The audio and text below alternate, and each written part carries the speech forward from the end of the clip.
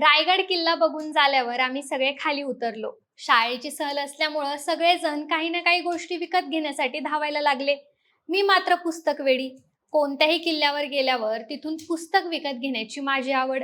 त्यामुळं रायगडाच्या पायथ्याशी पुस्तक नाही तर छत्रपतींची एखादी छानशी फोटो फ्रेम घ्यायला गेले. तिथं दोन दुकानं शेजारी शेजारी होती. तिथं असणाऱ्या सगळ्या फ्रेम मी लहानग्या वयात निरखून बघत होते. त्यातली छत्रपतींची आणि तुकाराम महाराजांची फ्रेम मला आवडली.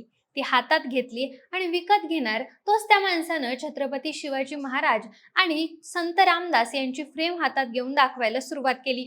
मला त्या लहान वयात काहीच समजेना. एकीकडं रामदास स्वामी महाराजांना दिशा दाखवताना दिसतायत आणि एकीकडं संत तुकाराम महाराज आणि शिवाजी महाराज एकत्र दिसतायत. तिथूनच मला प्रश्न पडायला सुरुवात झाली. शिवाजी महाराज यांचे नेमके गुरु कोण होते? संत तुकाराम महाराज होते की संत रामदास स्वामी? याचं उत्तर मला खूप वाचन आणि अभ्यास केल्यानंतर मिळालं. त्यासाठी वयाची 16 वर्ष उलटावी लागली. मंडळी, आज तुम्हाला याच प्रश्नाचं उत्तर सांगण्याचा प्रयत्न आपण या व्हिडिओच्या माध्यमातून करणार आहोत. नमस्कार, मी निशा हिंगे आणि तुम्हाला माहिती आहे आपला विषयच भारी आहे. मंडळी, छत्रपती शिवाजी महाराजांनी 18 पगड जातींना सोबत घेऊन स्वराज्य स्थापन केलं. स्वराज्य म्हणजे सगळ्या जाती धर्मातल्या रयतेच्या आशा आकांक्षा पूर्ण करणारं लोक कल्याणकारी राज्य. आजपर्यंतच्या इतिहासात बघितलं तर बऱ्याच ठिकाणी इतिहास एकतर चुकीचा दिसतोय किंवा बदललेला दिसतोय. त्यामधलंच सगळ्यात चर्चेचं ठरलेलं प्रकरण म्हणजे शिवाजी महाराजांचे गुरु कोण होते? संत तुकाराम महाराज की संत रामदास स्वामी? हे बघूयात. वास्तविक इतिहास बघता शिवाजी महाराजांचे गुरु किंवा प्रेरणास्थान म्हणून संत रामदासांचा किंवा तुकाराम महाराजांचा एकही उल्लेख सापडत नाही. पण मराठा सेवा संघाचे संस्थापक पुरुषोत्तम खेडेकर ज्याप्रमाणे म्हणतात, जेव्हा जेव्हा आपल्याकडे कागदोपत्री काही पुरावे उपलब्ध नसतात त्यावेळेस आपल्या मेंदूचा तार्किक पद्धतीनं वापर केला पाहिजे, त्याप्रमाणे चिकित्सा केली पाहिजे.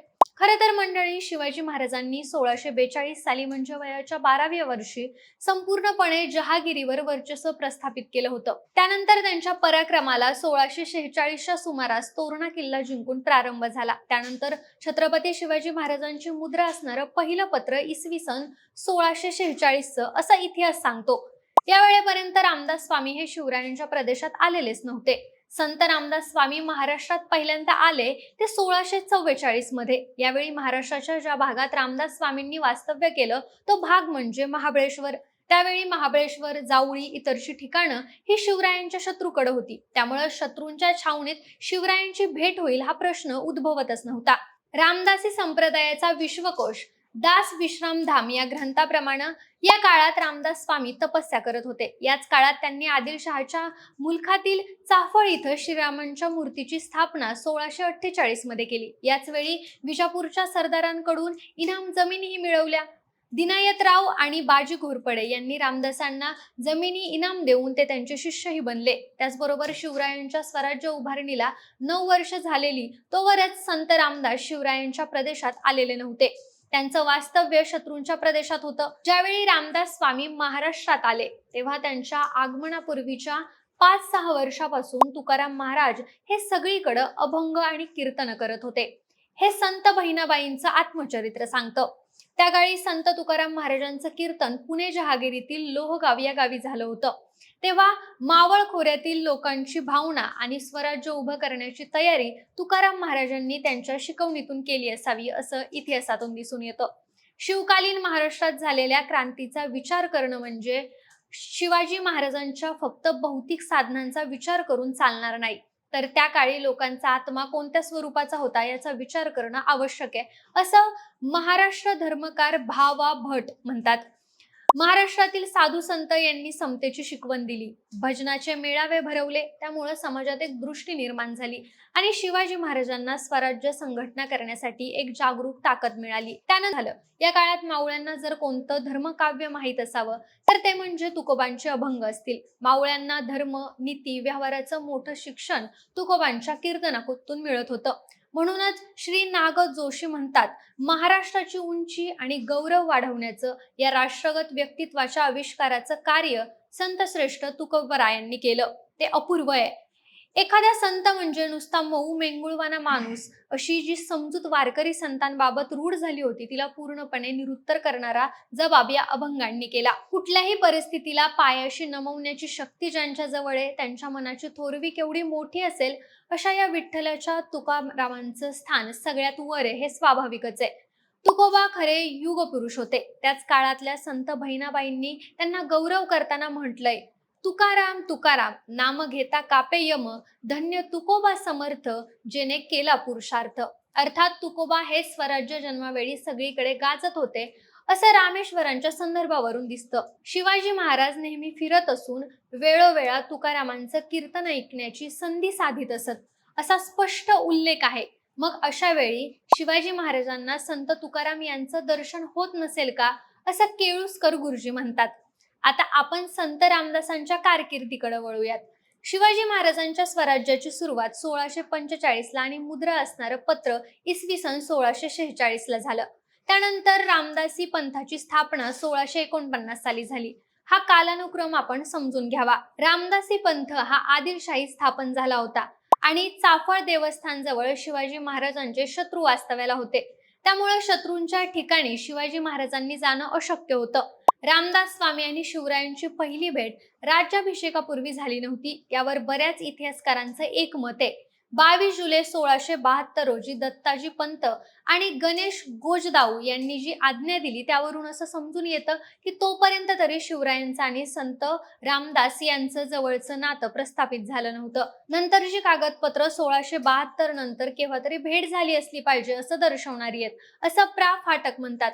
शिवरायांची आणि संत रामदास स्वामी यांची भेट झालीच असेल तर ती पुढच्या काळात झाली असेल, पण इसवी सन 1672 पर्यंत मात्र झालेली नव्हती हेच इतिहास सांगतो. त्यासोबतच BBC मराठी रिपोर्टनुसार श्री शिवसमर्थ भेट नावाचं पुस्तक वसंतराव वैद्य यांनी लिहिलंय. हे पुस्तक चाफळच्या श्रीराम देवस्थान ट्रस्टद्वारे प्रसिद्ध करण्यात आलं होतं. या पुस्तकाच्या प्रस्तावनेत शिवाजी महाराज आणि रामदास समर्थ यांची शिंगणवाडी बागेत भेट झाली. त्या जागी समर्थ आणि शिवाजी महाराज यांच्या संगमरवरी मूर्तीची प्रतिष्ठापना करण्यात आली आणि मंदिर बांधण्यात आलं. त्या निमित्तानं हे पुस्तक लिहून प्रसिद्ध होत असल्याचं चाफळच्या श्रीराम देवस्थान ट्रस्टचे कार्यकारी विश्वस्त राणा गोडबुले यांनी नमूद केलंय.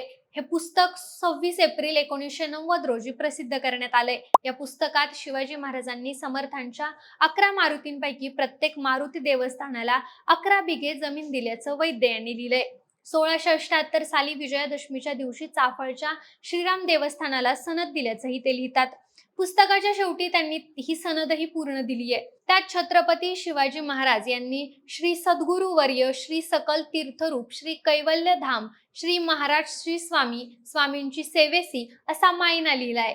इतिहास अभ्यासक इंद्रजित सावंत यांनी मात्र चाफळच्या या सनदेवर शंका उपस्थित केल्या आहेत. BBC मराठीशी बोलताना ते म्हणाले, चाफळची सनद खरी नसल्याचं इतिहास संशोधक गजानन भास्कर मेहेंदळे यांनीही म्हटलंय.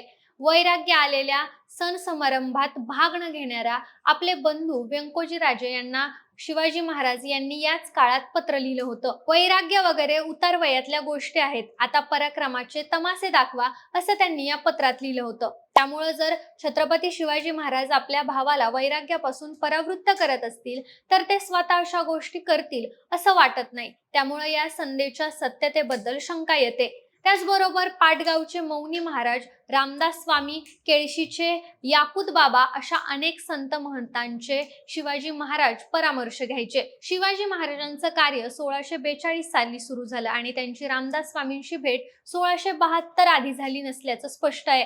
शिवाजी महाराजांचे रामदास स्वामी गुरु असल्याचा सबळ पुरावा नाहीये. राज्यकर्ता म्हणून स्वराज्यातल्या संत महंतांचा ते आदर सन्मान करायचे हा भाग वेगळा. शिवाजी महाराजांचे रामदास स्वामी गुरु असते तर ते इंग्रज, पोर्तुगीज, डचांच्या नजरेतून सुटलं नसतं. त्यांनी रामदासांचा उल्लेख नक्की केला असता. नंतरच्या शतकातल्या ब्रह्मेंद्र स्वामींचा उल्लेख इंग्रजांनी केलाय, तसा रामदासांचा उल्लेख नक्कीच केला असता. इतिहास अभ्यासक इंद्रजित सावंत यांच्या म्हणण्यानुसार शहाजी राजांची ताकद, त्यांचा स्वातंत्र्य राज्यकारभार करण्याचा स्वभाव, त्यांनी मोगलांना दिलेला एक हाती लढा यापासूनच शिवरायांना सगळ्यात पहिली प्रेरणा मिळाली. स्वराज्यासाठीची राजमुद्रा आणि ध्वज ही शहाजी राजांनी दिलेली भेट आहे. त्यानंतर शिवाजी महाराजांची युद्धाची शिकवण, संगोपन आणि स्वप्न पूर्ण करण्याची जिद्द माँसाहेब जिजाऊंनी दिली. त्यानंतर शिवरायांवर केलेल्या संस्कारांमुळे स्वराज्य उभं राहिलं. त्या संस्कारांमुळे त्यांच्या मनात स्वतंत्र राज्याचं स्वप्न तयार झालं. हे स्वराज्य अस्तित्वात येण्यासाठी शिवरायांना मार्गदर्शन करून त्यांची खंबीरपणे पाठराखण केली. त्यामुळं जिजाऊ याच शिवरायांच्या गुरु असल्याचं स्पष्ट होतं. वारकरी चळवळीच्या आणि विशेषतः संत तुकाराम महाराजांच्या प्रबोधन कार्यामुळे शिवाजी महाराजांच्या स्वराज्य स्थापनेत मदत झाली. त्यांच्या अभंगांमुळे समाज जागृती झाली आणि हजारो मावळे शिवकार्यात सहभागी झाले. या सगळ्यांचं शिवकार्यात निश्चितच महत्वाचं स्थान आहे. त्यासोबतच संत रामदास स्वामी यांनी छत्रपती शिवाजी महाराजांवर लिहिलेलं शिवरायांचे 8वावे रूप, शिवरायांचा 8वावा प्रताप हे काव्य आजही कित्येक शिवसमर्थकांना प्रेरणा देतं हे मात्र नक्की. त्यातूनच छत्रपती शिवाजी महाराजांचे विचार, शक्ती, जिद्द याची जाणीव आपल्याला पावलोपावली होताना दिसते. संत तुकाराम, संत रामदास स्वामी यांसारख्या थोर संतांचे आदर्श समोर ठेवूनच स्वप्न बघितली पाहिजे. त्यांनी त्यांच्या ग्रंथातून मांडलेले विचार, उपदेश हे आपल्या सांसारिक जीवनात लागू केले की आपलं संपूर्ण जीवन समाधानी आणि आनंदी होईल हे मात्र नक्की. मंडळी, इतिहासावरून शंका उपस्थित होतच असतात. आपण ज्या त्या माणसांमधून चांगले गुण घेतले पाहिजेत आणि आयुष्य सुखकर केलं पाहिजे. बाकी मंडळी, छत्रपती शिवाजी महाराजांबद्दलचा कोणताही विचार आम्हाला कमेंट करून नक्की सांगा आणि आपल्या विशेष भारतीय चॅनलला सबस्क्राईब करायला विसरू नका. धन्यवाद.